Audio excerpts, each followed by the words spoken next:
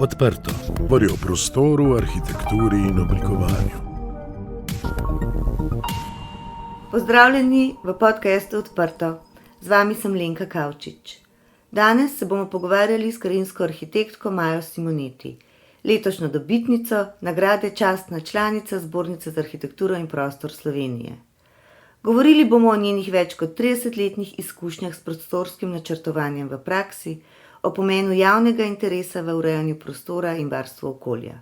S svojim delom je Maja Simoneti bistveno presegla običajne okvire poklicnega delovanja in s tem pripomogla k uveljavitvi krajinske arhitekture kot stroke pri nas.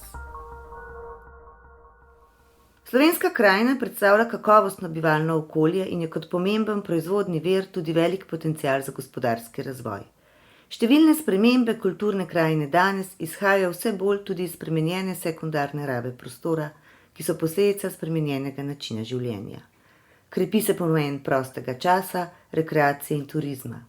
Že danes, v prihodnosti pa še mnogo bolj, se bomo soočali tudi z izzivi podnebnih sprememb.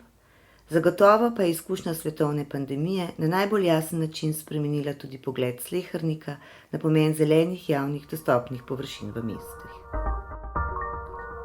Maja Simoneti je po diplomi na Biotehniški fakulteti delala kot mlada raziskovalka in nato magistrirala z delom vključevanje javnosti v urejanje mestnih zelenih površin.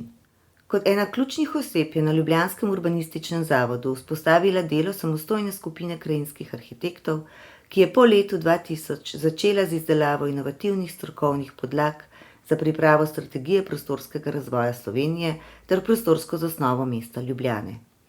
Doktorirala je z raziskavo celovit sistem ukrepov za urejanje javnih zelenih površin v slovenskih naseljih. Maja Simoneti je poznana kot velika zagovornica dreves, aktivne hoje in s kritičnim odnosom do aktualnih problemov prostorskega načrtovanja ključna oseba, ki je s svojim delovanjem premikala meje razumevanja krajine v sodobnem svetu. Najprej iskrene čestitke k zadnjemu priznanju Zbornice za arhitekturo in prostor Slovenije, ki ti je bil podeljen in si postala častna članica Zbornice za arhitekturo in prostor. Svojo angažiranostjo si presegla običajne okvire poklicnega udejstvovanja in veliko pripomogla k uveljavitvi stroke krajinske arhitekture v Sloveniji.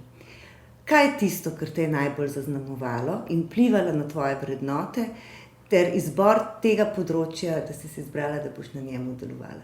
Ja, verjetno je treba začeti nekje pri družini. Zdaj, jaz sem ena taka zanimiva kombinacija staršev, mame zdravnice, očeta pravnika in ekonomista. Mojega stara očeta sta pa v resnici gradbeni delavec in vrtnar. Tako da se mi zdi, da sem nekako neke gene pobrala, ki pašejo, ki se dobro skombinirajo v mojem poklicu. Krajinska arhitektura je v resnici ena taka kombinacija inženirskih znanj, naravoslovnih znanj in družboslovnih znanj. Moja mama je specialistka higiene, v bistvu, javnega zdravja, kar se v bistvu ujema z urbanizmom, in moje osnovno polje zanimanja so v bistvu mesta in življenje v mestu. Ne da bi krajino zapostavljala, ampak vendar večino tega, kar sem počela ali pa kar delam, se veže na urbano okolje. Tako da to je ena pogled, potem pa seveda ta zgodba uspešno izdelati sprejemne izpite in priti na fakulteto, na ta študij, poseben in relativno nov, imeti srečo na zadnje. Se to je bila takrat sreča, ker je bil vpis vsake 4 leta, da si končal ravno takrat in se lahko vpisal, da je bil vpis odprt tisto leto, in potem na študiju mogoče res ta neka dobra kombinacija profesorjev, zelo zrelih profesorjev. Zelo veliko profesorjev je bilo takrat, bom rekla, tako v nekem zadnjem obdobju predavanj svojega ciklusa akademskega. To so bili profesor Mlinar, profesor Jernejc, Mušič. To so bili neki narejeni ljudje, ki so zelo dolgo časa že delali in so seveda bili zelo stabilni v tem, kar so podajali. In pa seveda po drugi strani pa ta odprta pot ali pa odprt pogled v mednarodno okolje. Študij krajinske arhitekture je zaznamovala ena taka posebnost, da smo pravzaprav vsako leto imeli goste s tujine. In to ne eno predavanje ali pa nekaj kratkega, ampak seminarske nastope. Ne. Se pravi, da je nekdo prišel, ki je bil krajinski arhitekt nekje iz Evrope, tudi iz Amerike, in je z nami en seminar oddelal. To je pomenilo en pogled v svet, ne, v tistih časih, to so bile vseeno 80-ta, ne, ki te je potem trajno zaznamoval, ne, ki ti je dal vedeti, da je svet večji kot tvoje okolje in da lahko misliš širše, kot je na primer možno bilo misliti takrat, ko smo še študirali. Potem sem pa seveda imela še eno tako posebno srečo, da ko sem končala, smo hkrati končale 3 kolegice, ena se je tako odpravila v Združene države, 2 pa sva pač čakali tukaj, kaj se bo zgodilo z nama, ne, s poklicem, ki ga pravzaprav nihče ni poznal, ne, zares. Pred nami je ena generacija kolegov nekako že zasedla sicer neka delovna mesta, ampak ni bilo to res razširjeno takrat biti krajinski arhitekt. In potem se je pojavila možnost, da grem delati na Ljubljanski urbanistični zavod in seveda sem to možnost sprejela. Tam sem potem imela veliko srečo. Moj tak duhovni mentor tam je bil Mitja Jernec in pa seveda druga pomembna oseba tam je bila Breda Mihelič. To sta bila 2 človeka, ki sta bila seveda zelo poglobljena poznavalca in raziskovalca urbanistične stvarnosti in zelo prijetna človeka, zelo dobra človeka, ki nista imela nobenih ovir pri tem, da bi nekoga, ki je šele na začetku poti, ne uvedla v vse, bom rekla, sladkosti in detajle strokovnega življenja. In ja, jaz sem prvih 2-3 leta z njima zelo tesno delala in se pustila pomagati. In se mi zdi, da se mi je to izrazito poznalo potem kasneje. Ne bi smela seveda pozabiti tudi drugih kolegov v ta moment, ampak seveda najbolj pomembni so tisti, ki jih najbolj nekako visoko gledaš in te najbolj očarajo zaradi posebnih znanj in izstopanja, bi rekla. Mitja je bil sploh že profesor na fakulteti, predvsem pa je bil tudi izjemen, bom rekla, poznavalec zgodovine, no, in to so bile in enkratne ekskurzije, pa tudi perfektni, bom rekla, taki mali, čisto operativni napotki. Naprimer, od njega sem se naučila, da nikoli nikamor ne greš brez zvezka in da seveda ta zvezek je vedno en in isti, zato da si ga tisti, ki so s tabo na sestanku, zapomnijo. Potem, ko bo pač kaj narobe ali pa bodo rekli, da nekaj ni tako, boš ti samo zvezek ven potegnila, je rekel, in bodo že vedeli, da si jih dobila. Se ti še niti prepirati ne bo treba. No, take stvari. To me je, bi rekla, zaznamovalo v osnovi. Sicer pa krajina narava, ki se razprostira in je vsa okoli nas, razen z temi agresivnimi posegi, za katere se odločimo kot civilizacija in z vanjo posegamo, je v bistvu s tem vključila tudi to, da vsi lahko participiramo v prostoru in da je angažma širše javnosti v tem prostoru, če velja prostor kot skupna omejena dobrina in neka vrednota, pomembna. Participacija javnosti je zato ena izmed osrednjih tem tvojega poklicnega delovanja. Na kakšen način lahko najširšo javnost vključimo v procese, ki se dogajajo v njihovem domačem okolju? Po tvojem mnenju, kako lahko stroka najlažje pride do ljudi, da jo razumejo, uporabljajo, cenijo in s tem tudi spoštujejo? Ja, jaz mislim, da je najbolj pomembno to, na kakšen način pravzaprav govorimo o tem, kar delamo, in na kakšen način govorimo z ljudmi o tem. Tukaj gre za držo in za način, kako to podajamo. Meni se zdi, da si moramo priznati, da smo pravzaprav v tej zgodbi, ne glede na to, da smo na primer bolj poučeni, eni od enakih. In da če ljudje to začutijo, da je v bistvu nek pristen interes za to, da bi jim nekaj ali razložili, ali pomagali razumeti, ali njih slišali in njih razumeli in potem to nekako upoštevali, ni težav. Smo že na dobri poti, se že razvija nek skupni jezik. Tukaj jaz mislim, da je zelo pomembna zgodba o skupnem jeziku urejanja prostora, o tem, da se stroka nekako sestopi z nekega položaja, kjer stoji zato, ker več zna in išče neke poti do tega nekega skupnega imenovalca, skupnega jezika, v katerem potem lahko vsak po svoji najboljši možnosti in sposobnosti prispeva. Stroka z nekimi znanji, svojimi specifičnimi znanji. Na drugi strani so pa naši, bom rekla, uporabniki ali ljudje, ki pa pravzaprav tudi vsak od njih ima kakšna specialna znanja. Nekateri so visoko specializirani, tudi visoko šolani, nekateri pa niso, ampak so lahko ravno tako specialisti v poznavanju lokalnega okolja, običajev ali potreb in pravzaprav šolanje ali pa samo formalno znanje sploh ni tako pomembno. Najbolj pomembno je, da nekako pridemo na skupni imenovalec, da se začnemo pogovarjati, da se slišimo, da se vidimo, da si izkažemo neko spoštovanje, da smo se pripravljeni slišati, in potem, da nekako tudi iskreno si prizadevamo, da bi te rešitve, o katerih smo se dogovorili, pogovorili, uresničili. Eni in drugi vsak po svoji poti. Meni se zdi to nekaj tako po eni strani naravnega, po drugi strani pa moje izkušnje kažejo, da deluje zelo dobro. V zelo različnih okoljih, v zelo različnih zgodbah, od, bom rekla, zelo takih napetih in težkih, pri velikih posegih, pri negativnih vplivih, ki so rekla, resnično obremenjujoči, in pri takih bolj mehkih zgodbah, kjer pravzaprav ni tako črno-belih rešitev, se skaže, da če si nekako, ne vem, kako se temu reče, ponižen ali pa skromen ali pa skušaš biti ljudem blizu, so rešitve dobre in lahko pridemo skupaj.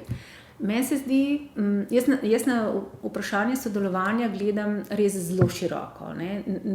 Eno je to sodelovanje formalizirano preko zakonodaje v procesu sprejemanja dokumentov, pa to, drugo je pa to, kaj ti kot strokovnjak v sebi verjameš. Jaz verjamem, da v bistvu po eni strani so vse dobre stvari že izumljene, po drugi strani pa, da nihče sam zase ni dovolj dober, da ne bi moglo biti še bolje. In v prostoru, v odprtem prostoru ali tudi v zgradbah, se mi zdi, da je pač nujno, da se slišimo in vidimo in razumemo, in mi več pomeni to, da se lahko razmeroma iskreno dogovarjamo in sklepamo neka soglasja, kot pa to, da bi izpostavila, kaj si mislim jaz ali pa kaj verjamem, da je najboljše z vidika tega, kar jaz vem in znam. Zdaj, ne moramo mimo aktualnega časa, v katerem živimo, tega vala epidemije, ki nas je nepripravljene zajel, ko smo ostali doma in se je pokazala ta temeljna potreba po kakovostnih, javnih in dostopnih zelenih površinah. Kjerkoli, v mestu, tudi v naseljih, skratka, človek potrebuje svoj prostor znotraj in zunaj. Se ti zdi, da sta se uporaba in dojemanje javnih površin med epidemijo spremenila? Kaj to pomeni za prihodnost urejanja javnih površin? Kar se je zgodilo pri nas in naprimer tako globalno pogledano, so verjetno različni pogledi. Gotovo pa je povsod enako. Bistveno večja je zavest o tem, kako pomembne so odprte zelene površine, razširila se je ta zavest, veliko več ljudi se tega zaveda, ljudje so tako pristno, stvarno dojeli to, ker je bila stiska velika in je bila reakcija tako spontana. In zdaj tako doživetje, pristno doživetje seveda je zelo močna stvar in lahko pusti posledice, se pravi, tako kot si lepo rekla, lahko vpliva na bodoče prakse. Tisti, ki se s tem ukvarjamo, si bi seveda to zelo želeli in v nekaterih okoljih so, bom rekla, modre vlade in lokalna vodstva tudi to izkoristila ali pa bodo to izkoristila, če še niso. Naprimer, kar je zanimivo je, da so te skupnosti, naprimer Zveza parkov, Svetovna zveza parkov ali pa upravljalcev, so se vse lotile pravzaprav proučevanja tega momenta. Ta moment je bil tako zanimiv in tako vroč, da se je v bistvu zelo veliko raziskav vrtelo v tem smislu, kaj se dogaja, katere površine ljudje več uporabljajo, kako jih uporabljajo, kako so ljudje primerjalno gledano prizadeti, glede na to, da so države različno zamejile svobodo gibanja v odprtem prostoru. In seveda z različnimi nameni so te raziskave potekale. Ene zelo tako, bom rekla, tudi akademsko bolj, ampak veliko pa s tem namenom, vplivati na pogoje upravljanja.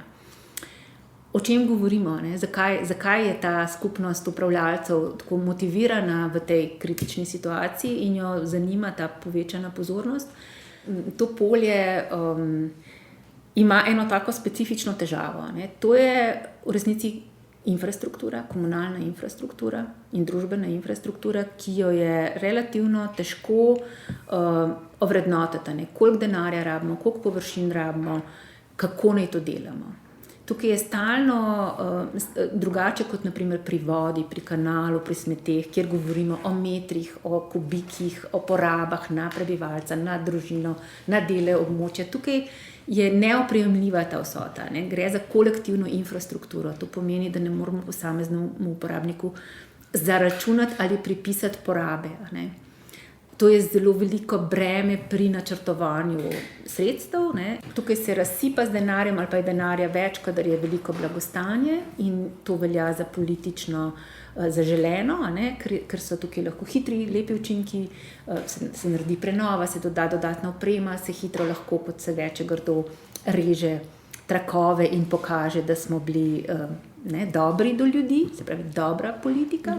Hkrati pa, kadar pridejo časi suhih krav, lahko zelo preprosto malo denarja odzamemo. Pač izvedemo malo manj košenj, malo manj obrezujemo, malo manj prenavljamo in te površine so še vedno na razpolago, še vedno so uporabne, ta infrastruktura še vedno deluje. In nismo tako zelo prizadeli ljudi, da bi nam nekdo učitel, hkrati smo pa lahko zelo prizadeli dejavnost.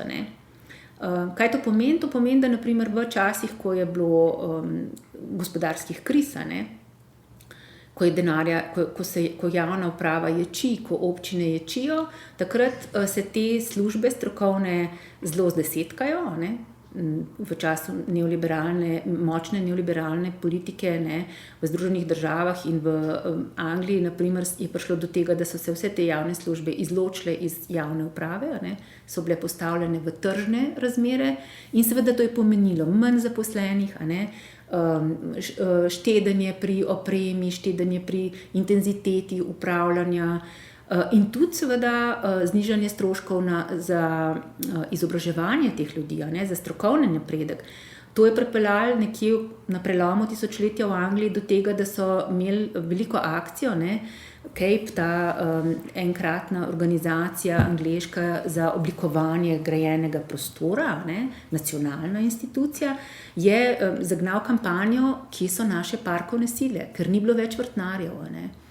To je bilo prvič, so zdesetkali ljudi, zdesetkali šole, shujšali panogo, tako zelo so shujšali panogo tam od konca 70-ih let do preloma, da enostavno ni bilo več ljudi, ki bi znali. To je to, s čimer se mi soočamo, ko govorimo naprimer o upravljanju dreves. Ko ti enkrat dovolj shujšaš eno panogo, je njena esenca prizadeta in potem nimaš več znanja. Ko nimaš več znanja, imaš tukaj manjše in večje napake, itak imaš premalo denarja, itak nimaš preveč prostora in potem, če še delaš napake, seveda dobiš bistveno slabšo infrastrukturo. Zato rada govorim o infrastrukturi, ker se mi zdi pomembno, da to razumemo. In zdaj ta nesrečni čas z epidemijo, ki je pač kot nalezljiva bolezen, kot vse velike nalezljive bolezni, pravzaprav v tem momentu javnega in odprtega prostora nekako lažje obvladljiva, je seveda priložnost. Priložnost. Od tega se zavedajo tako te strokovne službe, kot tudi urbanisti in načrtovalci. Vsi veliki prelomi pravzaprav v urbanem razvoju so povezani z neke vrsti odzivi na težave. In ti odzivi so pogosto pravzaprav bolezni. Človek je zelo posebne vrste žival, jaz rada rečem. Šele, ko je res dovolj hudo, sliši, čeprav se že prej vedelo, da je to pač mogoče zdravstveno ni dobro, da so hiše preblizu skupaj, da so razmaki premajhni, da še vedno kar čez okna zlivamo, odpadke in tako naprej, se je to počelo. Dokler ni pač kuga dovolj zaostrila pogojev, pobila dovolj ljudi, da se je potem lahko hiše razmaknilo, spustilo sonce na fasado v hišo in tako naprej. In so to postala potem pravila. In isto velja po teh velikih nesrečah, ki jih imamo pač zapisane potem v urbanizmih, velike aleje, zelene poteze, spoznanje, da so zelene površine povezane z zdravjem urbanega prebivalstva ni od danes. To je pač stara Grčija že postavila. Pri čemer seveda zdravje ne pomeni samo to, a imava midve tudi zdrave zobe in zdravo kri, ampak je tu že za začetek samo dobro počutje in pa esencialni pogoji bivanja. Drevo, na primer, zadrži vodo in zadrži zemljo. Vodo pa zemljo pa pač potrebujemo, če hočemo preživeti, tudi v mestu. Tako da je zelo elementarna zgodba. Po svoje je to zelo elementarna infrastruktura, zato je to infrastruktura z področja varstva okolja. Medtem ko ta zdravstveni moment je pač ta drugi, družbeni moment, kjer je seveda to tudi tako, zdaj imamo, ko smo v takih časih, vse to že zračunano, kako velikanske koristi so koristi zelenih površin. Ne koristi narave kot take, ampak prav zelenih površin in zelenih prvin. Živali nimajo tega pozitivnega vpliva na zdravje človeka. Rastline so tiste, zelenost je tista, ki prinaša duševno zdravje, dobro počutje in fizično zdravje. Praktično, ravno tale Svetovna zveza parkov je imela en krasen webinar, kjer so zdravniki iz John Hopkins univerze razlagali, kako pravzaprav ni enega kazalca zdravja, ki ne bi imel pozitivnih odzivov na zeleno. Prav zeleno, tako da tudi podoba, tudi če vi v daljavi vidite gozd, hrib poraščen z gozdom, to pozitivno vpliva in je bolje, kot če vidite samo rob grajenega. In tudi slika tega pomaga. Tako da pač njegova prispodoba je bila, če v zaporu eno steno naredite s fototapeto ali pa če jo samo zeleno pobarvate, boste prispevali k dobremu počutju in zdravju zapornikov. Brez da bi jih spustili ven, brez da bi oni doživeli stik s travo. Tako daleč to gre. In to so zdaj dokazane stvari. Prapodoba v naših... Po eni strani prapodoba, po drugi strani pa esenca življenja. Eno je ta občutek, ampak drugo je pa dejstvo, da smo mi pač odvisni od tega, da narava okrog nas deluje in da se tega tako dobro zavedamo. Da brez tega ne moramo živeti. Pač v grajenem prostoru tega, kar nam dajejo rastline, ne moramo prenesti. Te vlage, tega, bom rekla, teh premenjav temperaturnih in vsega tega brez rastlin ne moramo človeku dati. Zdaj, na podlagi vseh teh izjemno pozitivnih učinkov, ki jih ima narava, zeleno, rastline na človeka in ki jih je zdaj ta epidemija spodbudila k ponovnemu razmisleku, misliš, da bo stroka v Sloveniji lahko na uspešen način uvedla neka nova spoznanja pri načrtovanju javne zelene infrastrukture? Jaz mislim, da za stroko tukaj sploh ni dileme. Jaz sem prepričana, da zdaj da prihaja čas, ko bo ta interes se toliko povečal in ta potreba se bo toliko povečala, predvsem zdaj, tukaj zdaj že govorim tudi o podnebnih spremembah, ne več o epidemiji, se pravi o širšem stanju, na katerega se moramo prilagoditi in odzvati, da bo to zelo hitro napredovalo. To je taka stvar, da sploh ne bo dileme in tudi ni drugih možnosti, kot da napredujemo, kar se tega tiče. Že prej si omenila svojo veliko ljubezen do dreves, poznana si kot zagovornica dreves, že omenila si vse prednosti dreves, ki jih imajo le-ta v mestih. Zanima pa me, kako vidiš, čigava odgovornost je skrb zanje in s kakšnimi težavami se srečujemo pri upravljanju. Mogoče kakšen primer dobre prakse, kjer drevo živi danes boljš zaradi določenih ukrepov. Ta relacija med drevesom in površinami, zakaj se nekdo pač tako krčevito bori za drevesa v mestih, se mi zdi, da je to fajn povedati. Ne. Tukaj gre za to, da je to prvina narave, ne. Se pravi, ena rastlina pooseblja naravo, ne. To je simbol narave in ima to dobro lastnost, ne, da pride zelo blizu človeku v mestu, zelo blizu stavbi in človeku. Bistveno bliže kot površina, ne, ker seveda gre tudi v višino. In to je izjemno pomembno. Ne. Zelo visoko prinese to dobrodejno delovanje k človeku in tudi v zelo omejenem prostoru. Ne. Za površine rabimo neke prostore, za drevesa pa pravzaprav, če smo pošteni, ne, ko gledamo te soliterje razporejene po mestu, ne rabimo zelo veliko prostora. To pomeni, da pridemo tja, kjer so stiske velike in dosežemo ljudi, ne, ki jih sicer ne bi dosegli dobrodejni učinki zelenih površin. Zato je drevo tako neskončno pomembno. Če pustimo vse druge oblikovne in ostale fenomene, ki so tudi seveda blaznega pomena, ne, kulturna vrednost, platan v Londonu, ne, spomnim se, da ko smo bili z družino v Londonu, smo ravno pisali to knjigo o drevesih, ne, in potem sem jaz se tako spraševala to, ne, če sem čisto poštena, so čisto vsi moji prizori, ne, imajo eno to vejo od ene platane noter, ne. Pač, se pravi, da je v bistvu kulturna vrednost tistih dreves je neprecenljiva, ne, če pustimo ob strani vse ostale. Ne.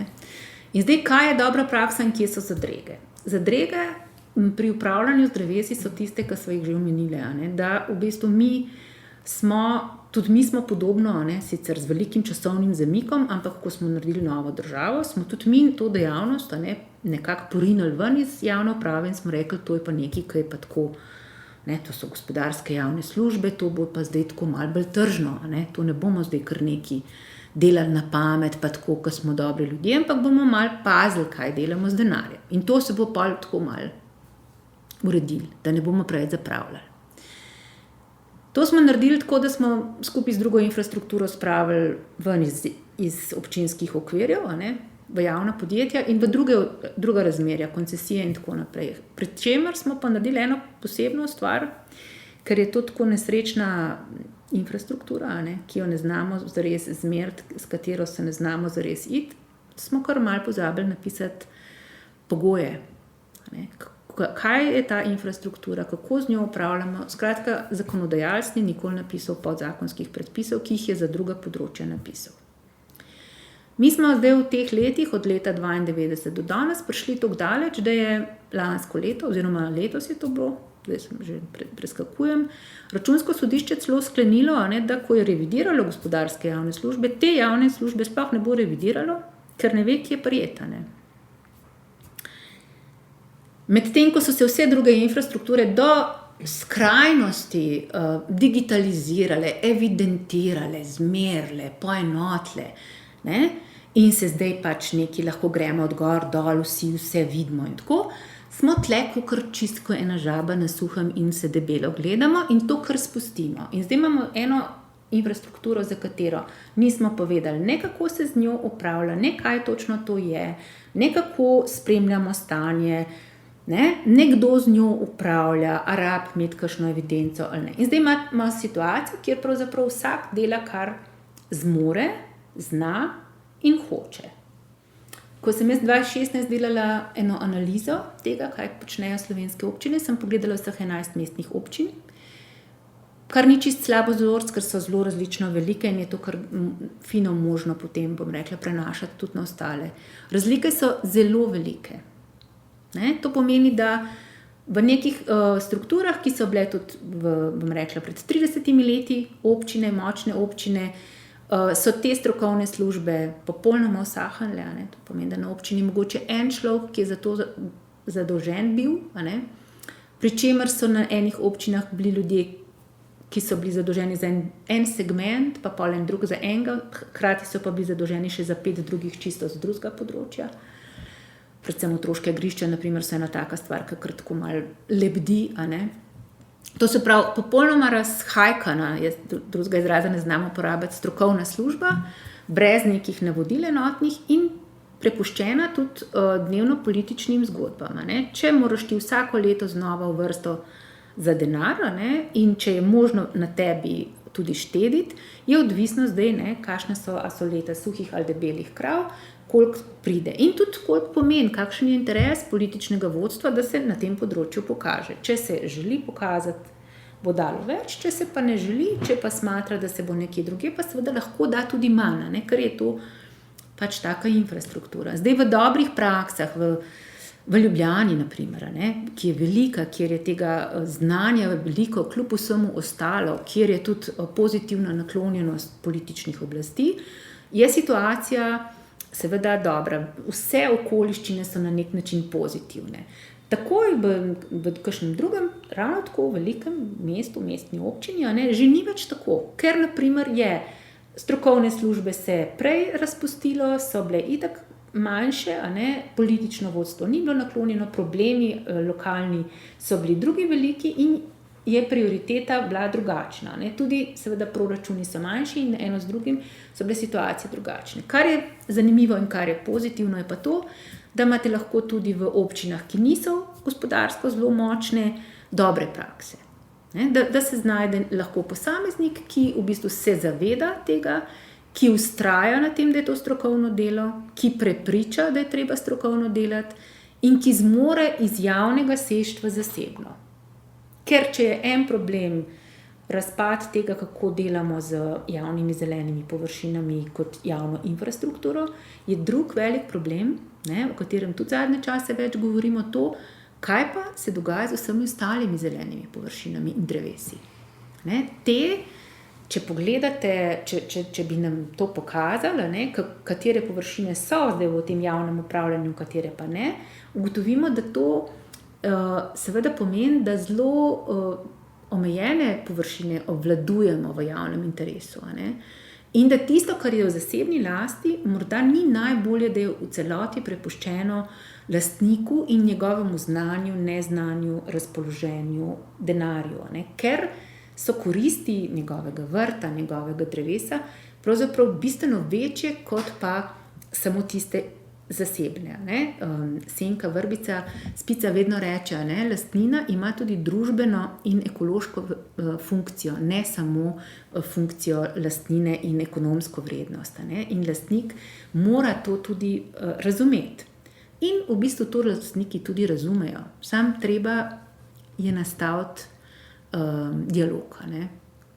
Ampak to je največji problem. Trenutno imamo ta dva problema. Razgrajene strokovne službe, pomanjkanje nekih standardov, mi nimamo kvalificiranega dela predpisanega, se pravi, se ne pričakuje. Kvalifikacija arborist ni nacionalna kvalifikacija, to pomeni, da se ljudje, ki se želijo specializirati v mednarodnem okolju, specializirajo, da licence v mednarodnem okolju obnavljajo in posodabljajo in širijo in da so to pač posamezniki, ki so izredno motivirani, da to ni nekaj, kar je normalno. In hkrati imamo potem to veliko vprašanje, ki je seveda zelo kočljivo za našo družbo, še posebej, ker je mlada v smislu tega odnosa do lastnine, kako bomo načeli dialog z zasebnimi lastniki, kako jih bomo povabili v skupno upravljanje, v skupno dobro. Ker to je pač vsaj v vseh večjih naseljih nujno potrebno, pa tudi v manjših.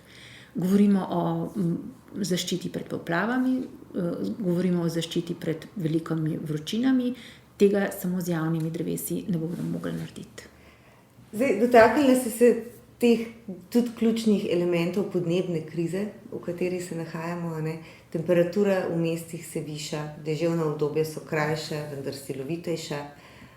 Kaže se nujnost in potreba po zelenih površinah.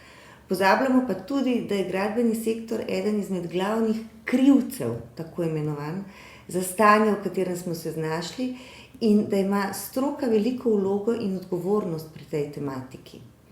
Kaj meniš, da bi morali in kaj lahko storimo kot posamezniki, kot družba, da stopimo skupaj? In kaj meniš, kakšen prostor bomo zapustili našim zanamcem?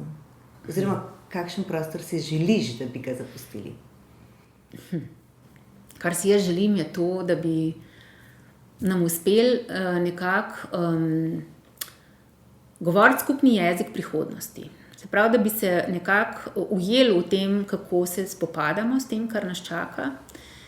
da bi odprli vse te neke plašnice in okvirje strok, struktur, takih in drugačnih, bolj in manj formalnih, in nekako bili sposobni sodelovati. To se mi zdi ključna stvar, vse ostalo se mi zdi, da potem ne bo več problem. Sodelovati seveda pomeni, da se najprej zedineš, kaj je tvoj skupni problem, in potem ga probaš rešiti. To se mi zdi največji izziv, in s tem se mi zdi najbolj pomembno ukvarjati, ker vse ostalo se mi zdi, da nekako se potem lahko dogaja, in tudi ravno zdaj ob epidemiji, smo lahko opazovali, da tiste družbe, kjer v bistvu vlada neko medsebojno zaupanje in bom rekla, sodelovanje velja za neko pozitivno značilnost ali pa lastnost, so nekako vseeno boljš se spopadli s problemi, kakor pa v tistih, ki so zelo razdvojene. Ta razdvojenost, ta nesposobnost naprimer sodelovati zaradi kakršnih koli že razlikovanj, se mi zdi največja pravzaprav nevarnost za prihodnost. Same podnebne spremembe, kar se tega tiče, se mi tako zdi, da zdaj prav na našem področju, se pravi področje arhitekture, urbanizma, graditve, krajinske arhitekture in tako naprej, prinašajo zelo velike, bom rekla, izzive.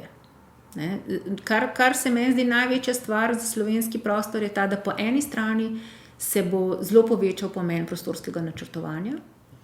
Kaj to pomeni? To ne pomeni, da ne govorim na pamet, to ne pomeni, kje bomo gradili. To pomeni, kje bomo gradili in kako bomo urejali prostor. Prostorski načrti so tisti, kjer govorimo o pravilih urejanja prostora, ne samo graditve. In zdaj to dobiva skozi večji pomen. In drugo, kar je v bistvu posebnost te dobe, je to, da sočasno dobiva vedno večji pomen, kako hitro smo v stanju reagirati in se odzvati na nek pojav. Hkrati, ko govorimo o utrjevanju pomena ali pa ponovnem večjem pomenu strateškega in prostorskega načrtovanja, govorimo o novem pomenu taktičnega urbanizma, odzivnega načrtovanja, hitrega ukrepanja. To je za načrtovalsko stroko po mojem krasen čas. Po eni strani postavljaš neke strukture, strateško gledaš in skušaš reševati zadrege, ki se jih da tako z nekim gledanjem vnaprej reševati, in tam, preprečuješ najhujše možno. Po drugi strani pa svoje znanje uprežeš v to, da v nekih zatečenih situacijah rešuješ zadeve. To so v bistvu v okoljih, kjer se pač glede tega lahko strinjajo zelo dobri pogoji za delo, in dela ne more zmanjkati. In seveda kakršnokoli prerekanje okrog tega, kdo bo kaj nadziral, kdo bo kaj sprojektiral, je seveda popolnoma neproduktivno in nesmiselno v danih okoliščinah, ker časa za to prerekanje preprosto ni več. Naša prva klimatologinja, Lučka Kajfež Bogataj, vedno reče, podnebne spremembe so tukaj in ukrepati je treba začeti danes, in ukrepati mora začeti vsak od nas. In jaz tudi tako verjamem, zelo močno verjamem v to, in tudi vem, da lahko vsak od nas nekaj naredi za to, in mislim, da to je glavni izziv zdaj, da mi dojamemo, da pravzaprav tukaj imamo mi skupni izziv, in ne, da v bistvu te naše drobnjakarske zgodbe, kdo, kaj in kako, pravzaprav sploh niso pomembne. Zame je bolj pomembno, naprimer s kolegi arhitekti, ustvariti nek dialog v tem smislu, da se to, kar oni znajo, oplodi z mojim znanjem in da pride do boljših rešitev, kot pa da bi se prerekala, kaj bo kdo sprojektiral ali pa naredil. Jaz sem letos poleti v enem nesrečnem primeru enega takega vabljenega natečaja doživela to, kako daleč smo še od tega, da bi naprimer take zgodbe, bom rekla, napredne lahko razumela. Mi smo probali z rešitvijo, ki sliši na podnebne spremembe, biotsko pestrost, bom rekla, avtohtono vegetacijo in tako naprej. Premagala nas je rešitev, ki je absolutno, kar se mene tiče, predmoderna, ki je čista, likovno izčiščena, kjer na gladkih tlakih betonske posode držijo drevesa, in ki bo strahovito draga, kar se tiče izvedbe, in bo tudi strahovito draga, kar se tiče delovanja. In je v popolni opreki z vsem, kar so cilji in trendi. Letos, enkrat avgusta, nas je doletelo v Zapsovem klipingu sporočilo revije Življenje in tehnika, moderni parki. V prispevku ni bilo enega modernega parka.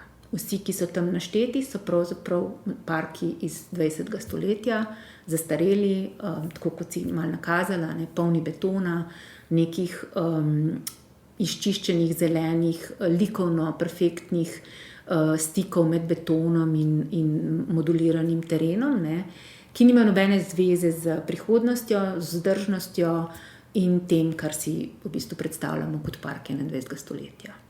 Si avtorica nekih zanimivih zasnov in izvedb parkov in otroških igrišč.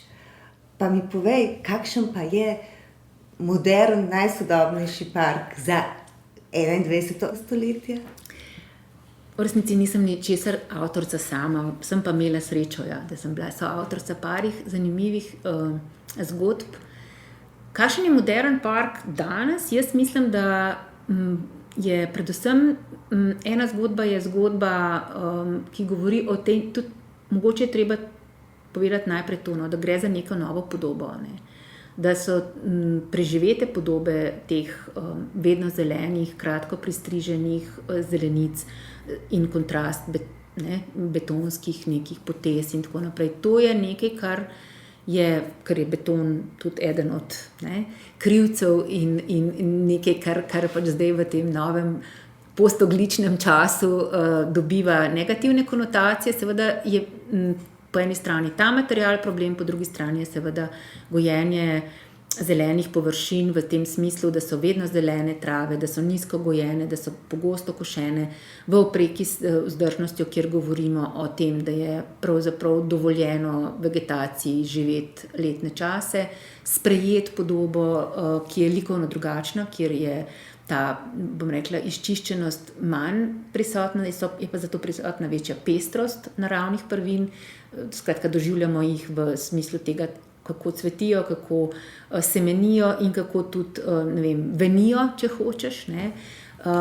Trava, ki je posušena in sredi avgusta je znak odgovornosti in, bom rekla, naprednega upravljanja, ne pa, bom rekla, zapostavljanja. V nekih okoliščinah, kjer je 40 stopinj zunaj, to ni noben problem. In enako velja za visoko zarasle zelenice, ki so redko košene, zato da vmes cvetijo in v bistvu semenijo in prispevajo k biotski pestrosti, k ohranjanju biotske pestrosti. Tako da nov modern park je za začetek sigurno bistveno bolj biotsko pester v smislu rabe rastlin, bistveno večji razpon rabe rastlin od drevesnega preko grmovnega do nekega cvetličnega ali pa sloja trajnic. Ta razpon mora biti tudi po tej, bom rekla, strukturi večji, zato da so sestoji bolj stabilni, da je naravnim prvinam lažje preživeti pod temi pogoji, pod katerimi v mestu delujejo. To je seveda bistveno bolj zanimivo, ceneje za vzdrževati, izgleda pa drugače. In v uporabniški izkušnji je verjetno treba videti celotno populacijo, bistveno bolj kot zdaj. Zdaj se zdi tako, kot da so vse te nove ureditve, ki jih pri nas gledamo, narejene za nekako to najbolj aktivno populacijo, se pravi družina, od 30 do 40 let stari, 2-3 otroci, tako neki kužki, kolesa, tako, ni tistih s čist majhnimi, ni tistih, ki so zelo stari, ni tistih, ki so na vozičku, ki so slepi, ki so slaboslišni, ki so tako in drugače omejeni. Tako da tukaj imamo še veliko prostora. Govorim o tem, ne da jih projektanti ne vidijo. Govorim o tem, da prostor kaže, da jih ne razumejo, da so površine niso primerne, da bi se gibali, da so klopi neprimerne, da bi se usedli, da starejši ne morejo ostati, da parki nimajo javnih sanitarij, kar pomeni, da tam ne more biti ne starejših, tistih, ki spremljajo otroke, ne tistih, ki so tako ali drugače, bom rekla, ovirani in imajo, na primer, zaradi takih in drugačnih okoliščin večjo potrebo po pogostejši uporabi stranišča. Ne? Tako da pač tukaj je toliko enih težav, tukaj ne gre zdaj za nek moj, bom rekla, likovni popadek, gre za strukturne spremembe. Ne? Gre za to, kar pravzaprav mi, ki pač hodimo po parkih, že pač vidimo drugota. Ne? Se pravi, ta parkovna infrastruktura, ki vidi celo paleto uporabnikov, ki vidi to, kar zdaj doživljamo, ta v bistvu množičen obisk, ki seveda zahteva, kadar imaš ti enkrat toliko ljudi v enem parku, mora biti stranišče. Ne moramo več in tudi ne moramo vsi za prvo drevo na stranišče. Nekaj je treba narediti, jasno je, da je treba neko kavo ponuditi, pa neko vodo, ker so pač tukaj, sladkorni bolniki, ker je nekdo primoran dobiti tisto za podzop ali pa tisto za popiti in ker to tudi ne nazadnje stvar ugodja, ki ni normalno, da ga ne nudimo. Seveda to zahteva dodatno vzdrževanje, seveda to zahteva dodatno delo, ampak to delo se poplača v zdravju prebivalstva. In seveda likovne ureditve ali pa oblikovanje teh prostorov je bistveno bolj zahtevno. Posebej je zahtevno, če so, bom rekla, pogoji taki, da je treba biti na tlakih, ki so peščeni, ki so porozni, kjer je pač pol treba še več delati. Tako da tukaj so čist neke nove, se mi zdi, da so in strukturne spremembe, velike strukturne spremembe so na pohodu pri izbiri materialov. Pri nas je res zelo, bom rekla, žalostna izbira rastlinskega materiala, oblikovanje prostora z rastlinami, pri tem res nočem sploh o drevesih govoriti, ker drevesa smo nekako, se mi zdi, vzeli, kot se reče, je zelo slabo. Tega je zelo malo in tudi potem, ko pride, če že pride do take ureditve, nimamo upravljalcev, ki bi to znali upravljati, ker želimo pač te čiste podobe in te preproste upravljalske naloge. Bomo postrigali živo mejo, bomo pokosili travo, bomo zalili tako nekako. Medtem, ko je trajnica, s tem, ko je treba porezati, čakati, različno obravnavati rastline, že težava. Tako da tukaj so velike zgodbe odprte in po svoje zanimiv čas, veliki izzivi, ampak veliko še odprtega. Res hvala za navdih in tudi za vse razmisleke in ključne vprašanja, ki si jih postavlja, ne samo nam, ampak po mojem širši javnosti, da premislimo prihodnost, da premislimo naravo, naše sožitje z naravo v mestih in s tem obogatimo našo prihodnost. Hvala, Maja. Ja, prosim, hvala tebi za zanimanje. Poslušali ste podcast Odprto, prvi slovenski podcast o arhitekturi, ki ga je pripravila ekipa OHS. Za akustično ugodje je skrbel studio Sonolab. Odprte hiše Slovenije se zavzemajo za dobro arhitekturo, ki je namenjena vsem ljudem. Prisluhnite nam vsakič, ko boste o prostoru želeli izvedeti več. Da smo lahko odprto spregovorili o prostoru, nam je svojo podporo omogočilo Ministrstvo za okolje in prostor.